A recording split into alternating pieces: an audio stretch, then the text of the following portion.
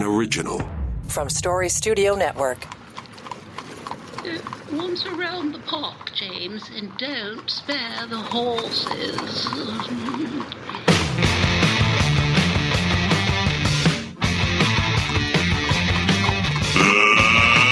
Let's get ready to rumble! It's showtime.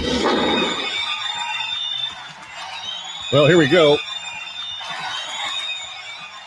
Making lots of noise this November the 17th. Welcome in. It is On the Ledger, Ontario Politics Podcast.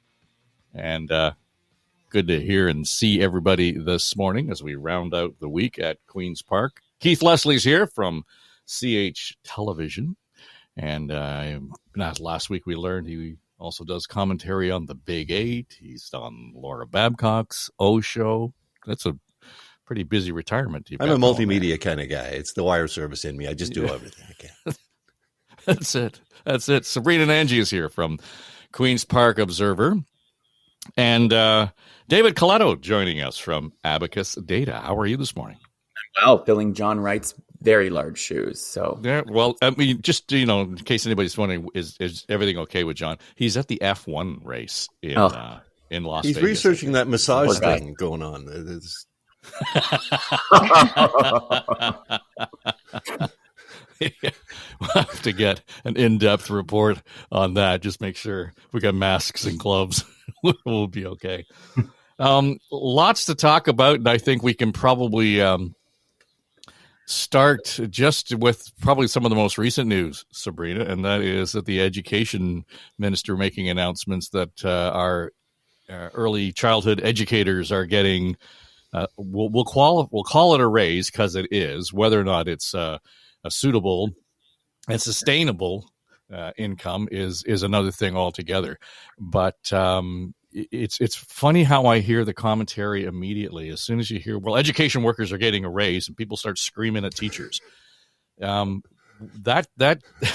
messaging gets lost in a hurry. We're not talking about teachers here.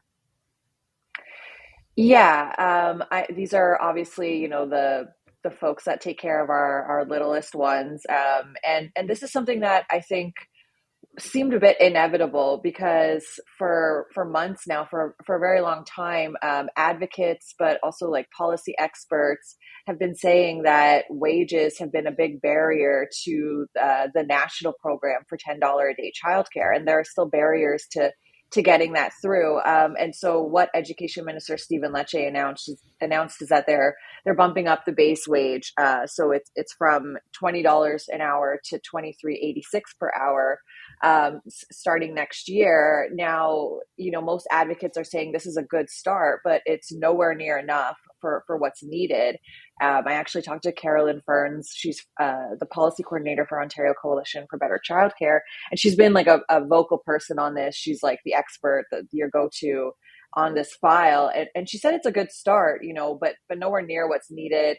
She said there are still questions over the funding formula. So I think generally this is good news. Still a lot of questions. Carolyn Ferns and a lot of advocates want it closer to $30 for registered early childhood educators and $25 for non-RECs. And I think we all know that with the cost of living going up, inflation, a lot of workers are looking at raises. But I think this is a good start. It's a win for the Ford government. Obviously, they have been looking to maybe change the channel. They're welcoming good news headlines at a time when they're staring down an RCMP investigation and all this drama over the Greenbelt.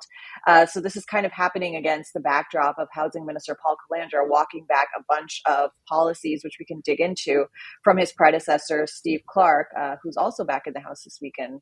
Had a fun scrum with us reporters. But yeah, I think this was a good move. It's a smart move. It does seem like, in the context of teachers, that they could also be in line for raises. So far, the deals that have been inked so far, they have been getting it. And what I'm curious to see is how Bill 124 factors into all of this, because we're seeing more and more public sector workers getting awarded by arbitrators following that, 3-year wage cap they were subject to. So I do think we're going to see the Conservatives make it rain a little bit We didn't see much of that in the mini budget, but spring is just around the corner for the full-on fiscal plan. Well, David, when you add what Sabrina's talking about, and to some degree, we can get down on the weeds and say, is the 2386 enough, and so on, and get to the finer points pretty granular. But the headline above the fold is saying, well, we're doing what we need to do for underpaid workers who are taking care of our most vulnerable, et cetera. And so they can say that out loud, and I think that connects with a lot of people. You combine that with some of the stuff that the labor minister's been talking about, for example, banning work for free shifts in restaurants and taking care of these folks. We're both in a sector where we desperately need people to do these jobs. So let's get out there and take care of them. You and I talked a little bit about this maybe a couple of weeks ago about the Ford government as to whether or not they can change the channel on the Greenbelt. This sounds like they're cutting the NDP's grass. It may be a long play, but there's a long better runway here. Is this effective? I think it is effective. I think you're seeing evidence of it in the last provincial election where they were winning seats like in Windsor, Ontario, right? Where can't remember the last time a conservative federal or provincial politician has won there. As an indicator that the work that Monty McNaughton started, the work that they're continuing to really position this government as worker friendly. Doesn't mean they're union friendly, I don't think, but they're worker friendly. And they're trying to build obviously good relationships with private sector unions, which has helped a lot. But it's that signal to everyone, particularly in the private sector, but in this case, recognizing the mistakes they made when they tried to force education workers back to work with the notwithstanding clause, that it doesn't really pay to fight against people who Ontarians believe are underpaid and that we need more of, and that the scarcity of childcare spaces or the scarcity of growing classroom sizes and a teacher shortage or the scarcity of nurses means that you can't fight back against it. And I think that they recognize that Doug Ford, for all of his faults, for all of the mistakes he's made, I think has built a deep relationship with the working class of this province. And the NDP has no idea how to counter that. And their politics are dividing their party, talking about issues that aren't even related to the jurisdiction that they have, where Doug Ford and Stephen Lecce and now Minister Piccini is just focused on continuing that work they started when they were first elected and have paid dividends so far. And to do that, Keith, against the backdrop, as Sabrina said, of Calandra's, dropping the new legislation on the table, saying, okay, now we're rolling all of these Greenbelt issues back. The MZOs we're dealing with, the actual change in municipal boundaries. It sounds like a 1-2 punch. I mean, all at the same time, we can say, yep, we hear you. And by the way, we're doing this over walking here. Back some pretty major stuff. Let us show you what else we have on the table. And to David's point, I want to pick up on what he said there about Monty McNaughton and the amazing work he'd done as a labor minister to turn around the PC's relationship with labor, with workers especially in Ontario. And I think this new labor law probably was set into motion by Monty. These things don't happen that quickly, but it's showing that they're continuing. This government is willing to continue the path he set, and that the putting requiring salary ranges for every job posting. Who doesn't agree with that? What kind of worker isn't in favor of that? No unpaid training shifts, as we said. I got asked to do that. One of the first radio stations I applied to was, well, can you work this weekend and we'll listen? And it was the May 2-4 long weekend. I said no. I actually said no, but not everyone's in that position to say no. If you need the job, you need so banning this unpaid shifts, and again a nice little additional touch, saying you can't demand Canadian work experience. Nice touch, unexpected, really, the whole thing. So that in particular, those moves, it's at least giving us something else to talk about, besides the fact that they've had to do such major changes and that all the municipalities have said, thank God you're reversing this forced boundary expansion. None of us wanted that either. So, they're doing these major climb downs. But at the same time, we've got the Auditor General opening investigations into Ontario Place and the Science Centre. Things are still percolating in the background on all of this. And at the same time, we start learning things, as we're learning that Mike Crawley from CBC did some great FOI work, and we found out exactly what they're paying private clinics.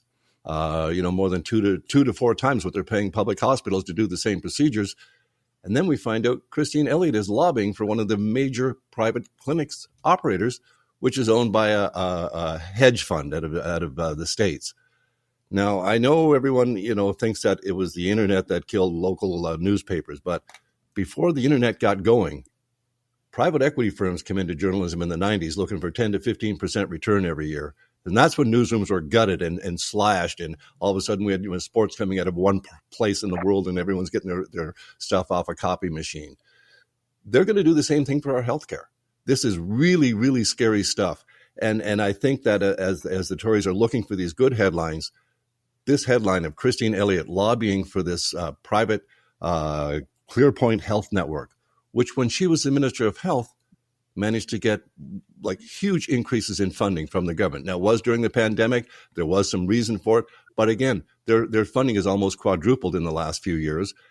And she finally comes out with this. She let the government swing in the wind for almost a week before she finally came out with her own statement on this and said, I asked the Integrity Commissioner before I left. I followed all the rules.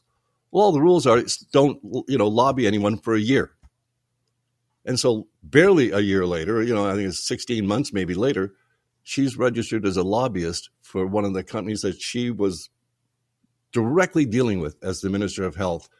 And that is getting, huge funding from the government's new path of we want way more surgeries done by these private clinics. Even though the surgical suites in our hospitals are being closed at 4 p.m, and if we funded them, we could do the same procedures there. No, we're going to go ahead with these private clinics. This is the stuff that the Ford government, as I say, they're making smart moves with the one hand. This pushing ahead so far, so fast on the privatization of the health system with surgeries in particular. And we've had report after report saying it will not shorten the waiting list. It will add to them. It will not save money. It obviously won't save money, especially if we're paying 2 to 4 times what we're paying the public health units. So while they're doing some good things here, and as you say, the NDP are flapping over in the wind, fighting themselves, shooting themselves in both feet at the same time, the Tories are doing just as much damage to themselves on one side as they're doing good on the other.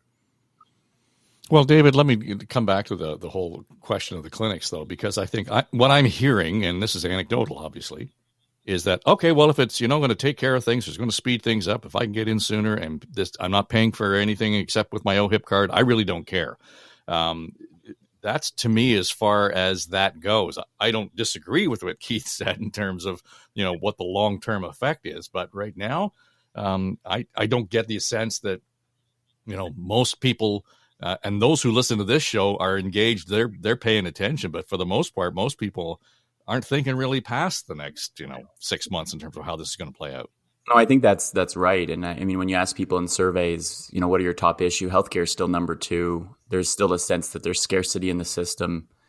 And so in a way that fear allows the government to almost get away with doing things that are ineffective, inefficient, and ultimately going to hurt perhaps the system overall down the line, as Keith said. But I think there's also a lesson here for this government that every time they make a decision and claim it's to do something that's at a crisis state, and I will come back to the Greenbelt as an example, it comes back to haunt them when that policy choice ultimately is bad or helps their friends or appears to help their friends, right? And I think Keith raises a really good point about Christine Elliott and now these questions are swirling around her lobbying on behalf of that clinic. I think is putting the government in its same place. So in the short term, people will say, yes, we need more surgeries. But the long-term effect might be that they're going to be pivoting on this policy like they've been, backflipping on all the other stuff. And what we've learned is that the government's really good at that.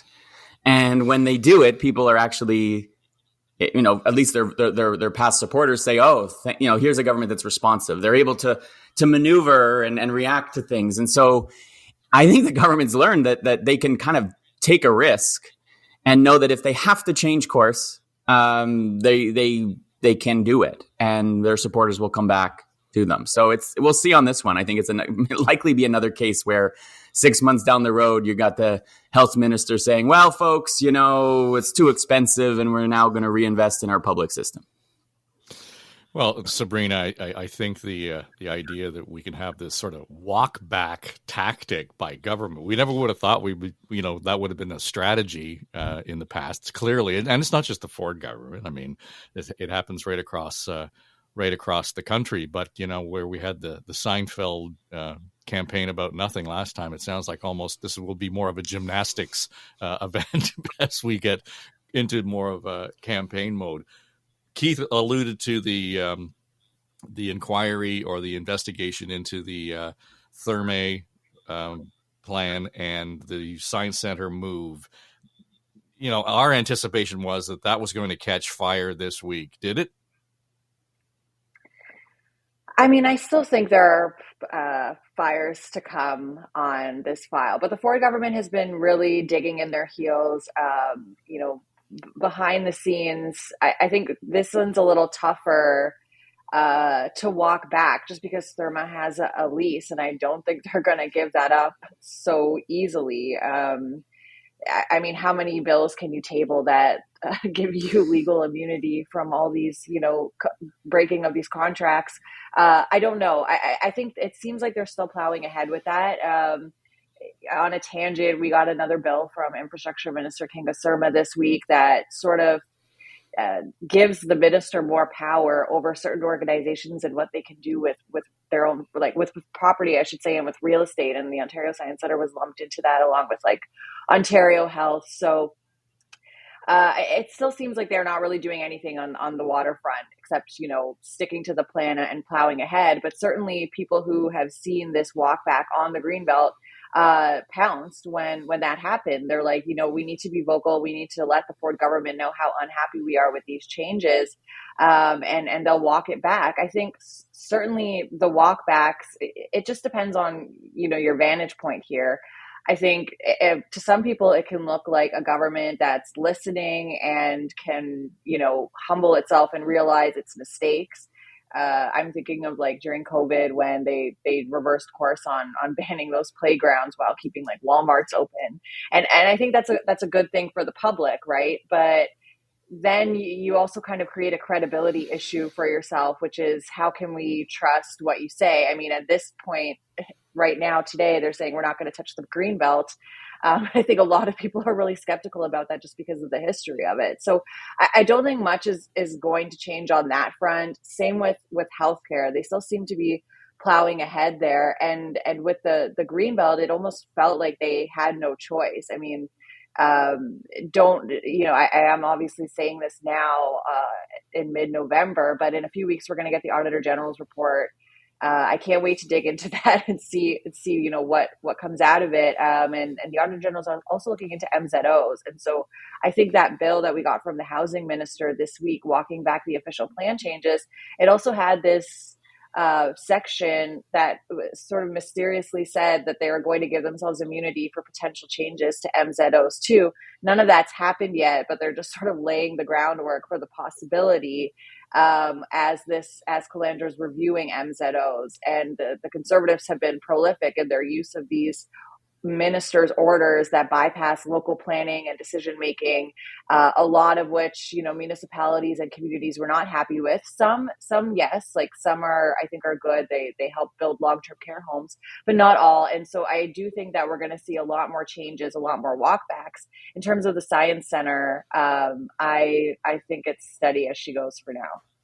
Well, you talk about the idea that they're sort of baking in the immunity, the legal, inoculation there that in the legislation. The lawyers in my life I talk to say, yeah, that's probably, sort of a redundancy. It's really hard to actually sue the government over stuff like this, especially, legislative agendas, et cetera. But one thing I found, Keith, interesting this week was that Sarah Jama is going to try and take her issue to the courts and have the courts reverse the legislature's decision to censure her. And it doesn't work that way. Have her... No, exactly. The it doesn't work that way at all. No jurisdiction over this whatsoever. And that's the bottom line. so she can say she's appealing this, and by appealing it, really the person you have to appeal to, unfortunately for her, is Doug Ford, because it's the Progressive Conservative Caucus that basically voted to expel her from the legislature or keep her out until she apologizes in a way that's suitable to them. Talk about hardball politics. I mean, I would think there should be a way that the woman could find herself back in the legislature, getting, able to ask a question once every 5 or 6 weeks, whatever it is that the independents actually get to stand up and ask a question. It really is so limited already that I think censoring her is just overkill. But her protestations and the fact, she's going to try and take this to the courts. And it's still, of course, as Sabrina pointed out, it's still causing huge problems for the party itself. I mean, Merritt Stiles is trying to proceed as leader, and they're talking about what? Palestine, Israel. Well, she's out door knocking today. Isn't she doing door knocking in Kitchener Center today? In Kitchener Center, where the local riding association for the NDP said she should resign because of what happened to Sarah Jama. Really? This is really going to help you in this local by-election. Well, it's one way to get attention, but, as they're wrong. Not all publicity is good publicity, especially during a by-election. So this, I think, for the NDP and for Merritt Stiles as leader, I mean, she can't do anything now but sit back and watch. She's already, the woman has been removed from the NDP caucus, but she's not been removed as a millstone around Merritt Stiles' leadership in particular. The caucus is still having to deal with this, and if there should be a way that they too can reach out and try and work with Sarah Jama, but obviously at this point they feel there isn't. But the legislature itself, I don't know. I think in most people's minds they do see this as just really sledgehammer to swat a fly. It's overkill. It's overkill by the Ford government. Let her have her say. It's a legislature. We should be able to debate anything and everything. If there's any hope or salvation coming for the New Democrats, it might be that the Liberals are going to pick their new leader and they won't be in the news anymore, but they're going to now be overshadowed by a new Liberal leader who's likely going to be Bonnie Crombie, and will likely be bad news for both the New Democrats and the Conservatives. So, yeah, at least if there's upside to that, it's that they won't be talking about the internal divides of the New Democrats right now. David, the question around the carbon tax, and you and I talked about this, I think, just after the Prime Minister almost unilaterally, kind of out of the blue, made the decision to exempt certain regions of the country from the carbon tax in the coming months. We got the premiers all on side with the request now to let's extend these things. It's an interesting bit of politics there, because now we've got the Environment Minister in Ottawa who is actually denying any suggestions that he's ready to walk away from the cabinet table because, we've just undercut the entire thing. Is this just a shiny thing going on here for the premiers? I think it is. It's like premiers sending letters to the governor of the Bank of Canada or whatever. It's tactical things to demonstrate to their constituents that they care about the cost of living, which is by far the number one issue, and it's what's keeping people up at night, right? So good communications is keep talking about the things people want you to talk about, even if you can't do anything actually to change it, or maybe you shouldn't be saying some of the things you're doing. But it's interesting. A friend of mine who's a Liberal MPP, so I say that only because I've known him for a long time, Steve Blais is in the legislature trying to convince the Ford government to take the HST or the provincial portion of the HST off home heating fuel, and they're not even playing games. So it's interesting because the Ford government's boxed themselves into this corner where they're saying, okay, federal government, let's give people a break, but they have some tools of their own that could do that, and the Liberals are kind of playing back on that. So I mean, it's politics. That's what we're talking about here. But I think if the government genuinely wanted to give people a break, the provincial government, if Doug Ford wanted to, they can do it. There's lots of policy tools that they could use as well. And it doesn't all need to fall on the shoulders of the Liberal government federally. But the Liberal government created this mess. And so why not pile on? And that's what their messaging was so bad on this in the first place. Dave, you summed it up. You said the federal Liberals exempted certain regions. No, they gave a break to the 3% of Canadians that heat their homes with home heating oil.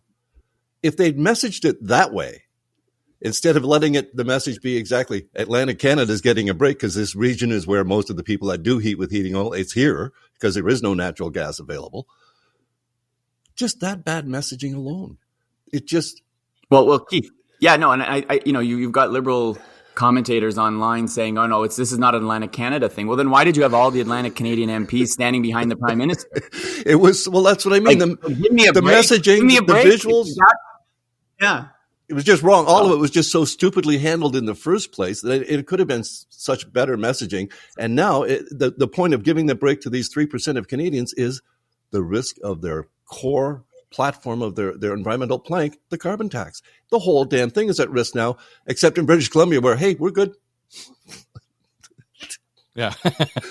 Which is, they're always different out there anyway. Nothing to see over here. Yeah. Before we go, I want to touch on the report that came out of the Daily Bread Food Bank this week, the Who's Hungry report. And I know we've talked about this from time to time on this podcast. I have been doing work with the food bank for the last few years, and we've produced the 2030 project. There's 3 seasons in that series, and had Neil Hetherington on the radio years before the pandemic, etc. And every time he and I talk or we dig into some of their research, I'm astounded. But I was just flattened this week when I heard that 1 in 10 Torontonians availed themselves of a food bank in the last year. That's an extraordinary number, first. Second, Neil will tell you that that's an underestimation of the number of people in Toronto who live with food insecurity. That, in fact, they go to friends or family. And I saw this really nice story this week about how people go in and buy meals and they just put the receipt up on the bulletin board. And if you need one, go ahead, just grab that. This is a paid for meal. And people are all cheering for it. And I agree to cheer for it. But people are looking at it saying, we don't need government to solve the problem. I had Neil on the podcast earlier this week, Sabrina, and he broke it down in terms of where the failures of policy are actually making it harder on places like the food bank, to the point where a Brampton food bank turned away international students because they said they've got means, they've got money. And Neil said, well, that's just not true. They have barely enough money at the end of the month to compete with somebody on welfare, so we put it that way. But he really framed it well for me, and I like to think I'm paying attention. He said, the Ontario government underfunds our universities to make it more affordable for people to go to university in Ontario. The answer then is for the universities to have more international students to come because they pay 6 times what an Ontario domestic student would pay. And then the feds are helping, and I put that in air quotes, by issuing unlimited number of visas. So, and they tell these students, and I didn't know this specific, I didn't connect all the dots until Neil did it for me. They tell these students, as long as you've got $10,000 a year, you're eligible and you can come. And so students are coming to Toronto thinking that after they pay their extra, exorbitant amounts of money for tuition, that they can somehow get by on $10,000 a year in this city. Well, as Neil put it, we're just importing poverty here. And this has nothing to do with the refugee issue that Toronto's dealing with and all the other circumstances. So you start to look at this and I go back to something that John Wright said last week, that we do not have any kind of one throat to choke approach on these issues, that there isn't a coordinated effort. And this was, to me, was a really good example of that, where governments are just kind of doing what they need to do to get by, and they're leaving people in circumstances where they are living in poverty. Neil pointed out, the mayor of Toronto says, we're going to build 65,000 new affordable houses. And then we've got the province, jumping up and saying we're going to have 1.5 million homes by 2031 or whatever it is. And then the government in Ottawa saying we've got the Canada Disability Benefit. Not one of those initiatives has any money behind it, right? So for all of the talk that we do here, pretty much we don't see a whole lot of action. And I bring up the point around this because today, if you walk by 10 people, chances are one of them needs a food bank in the next 12 months. Those are the affordability issues that we really need to get at. And I don't hear any substantive conversation at any level of government that solves problems except for the sake of, well, we've made an announcement about our intention, and boy, aren't we proud of ourselves. Yeah, it almost feels like the perfect storm. But I think you're right that a lot, like, this is not just a one-pronged approach. There's no silver bullet, but that doesn't mean that something can't be done. I mean, it also feels like our governments can be very short-sighted, and they're just thinking about the next 3 years until the next campaign. I had, a politically minded friend who's very smart, kind of joke that when it comes to at least transit planning, we do it changes every 4 years because we're like electing someone new, and obviously transit planning is a bit more forward thinking. So they kind of made a joke about how, our democratic system and elections every 4 years doesn't work for transit. But like he kind of had a point there. I do think that our governments kind of operate in silos these days, the province, the city, the feds.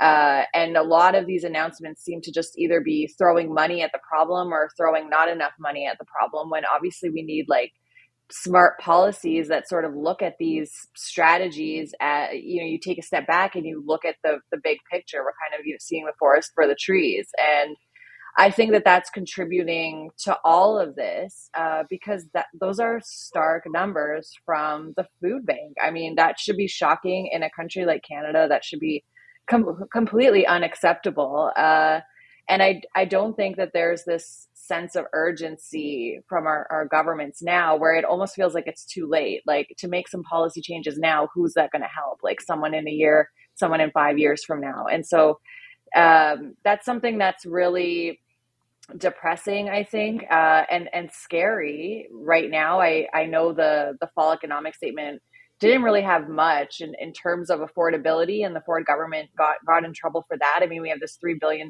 infrastructure bank, and infrastructure is sort of always something that's popular, especially in times of economic troubles. There's jobs and that sort of thing, but that's not really fixing the problem of today. And so that's why I said it doesn't feel like there's a lot of urgency now. I guess we'll wait to see what the Feds say in their fall economic statement on Tuesday. But I do think that it's not enough. They're kind of missing the point. And good on folks like Neil who are speaking up about this. But when there's no champion, when there's no governmental level responsible for this, nothing happens. I mean, shameful. We still can't get water to many First Nations communities. Talk about shameful. That's infrastructure, and we're still not getting it. So there's all these things. The affordability issue that we're talking about, though, is the one thing that really, in addition to that food bank, which is 1 in 10 in Toronto, up double from last year, is the little note that came out that they've set a quota for the inspectors on the GO system for people who are skipping fares. They expect to catch 6,000 people a month skipping fares on the GO trains. And they did. In the first month, they exceeded it. That's to me, that's the strike. It's core of affordability. People are taking the GO trains to go to work. These are people who generally are employed, living a suburban life, going down to, and they're trying to save any way they can. It's just that affordability is hitting everyone. Well, and David, we look at these. I mean, just that point that Keith has made around, jumping the fare and the number of people at food banks. These are, in the moment, real key economic indicators that governments are not paying any attention to. Well, look, I taking off my pollster hat for a moment and putting on my concerned citizen hat. It feels to me we have no serious people running the public good in this country, right? That good politics leads to bad policy as opposed to good policy leading to good politics, right? And when you ask Canadians, do you think the country's headed in the right direction? Do you think the province is headed in the right direction? Overwhelming majorities, highest than it's ever been since I've been tracking for 20 years, say no. Well, why is it? For all the reasons we just discussed. 1 in 10 people in Toronto relying on a food bank. A survey I did, I was speaking at the National Housing homelessness conference last week in Halifax, and I reported that 1.8 million Canadians who have a home feel that they could become homeless very soon, are worried about becoming homeless.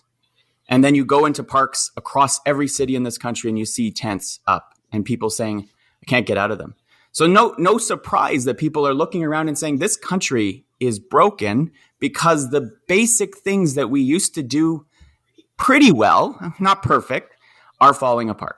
And so if my advice to all politicians at all levels of governments, if you want to start turning the tide on that perception that this country isn't going in the right direction, start solving these small, but they're not small, these huge problems, but don't take a lot of effort.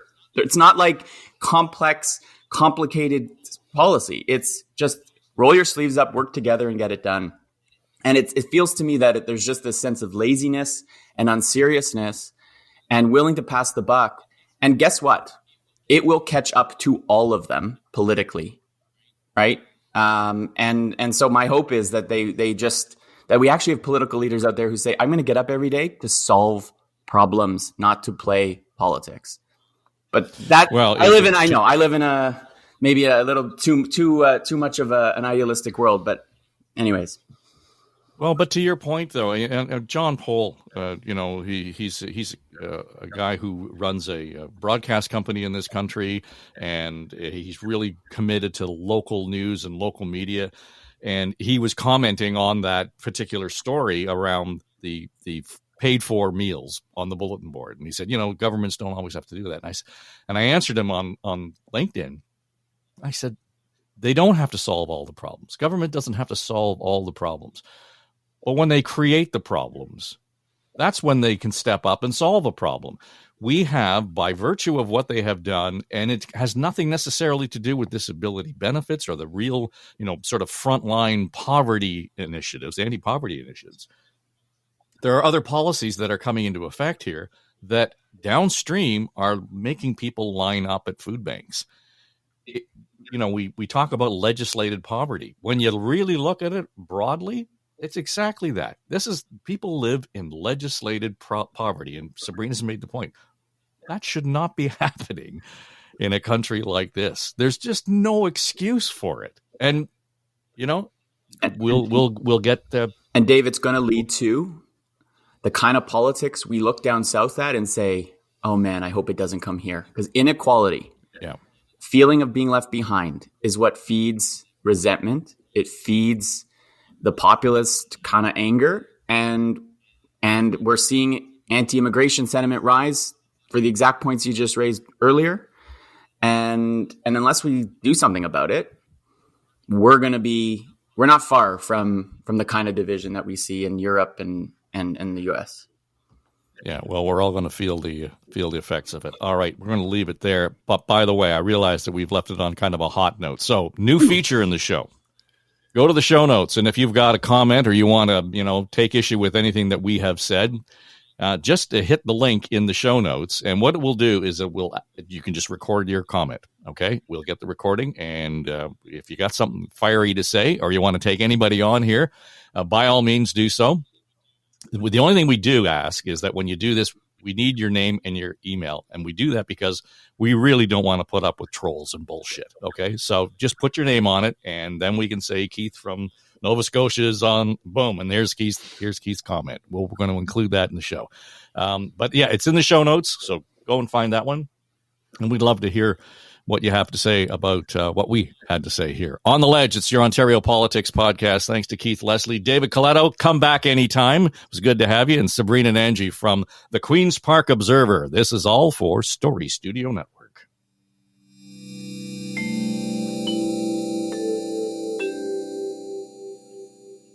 This is SSN. Story Studio Network.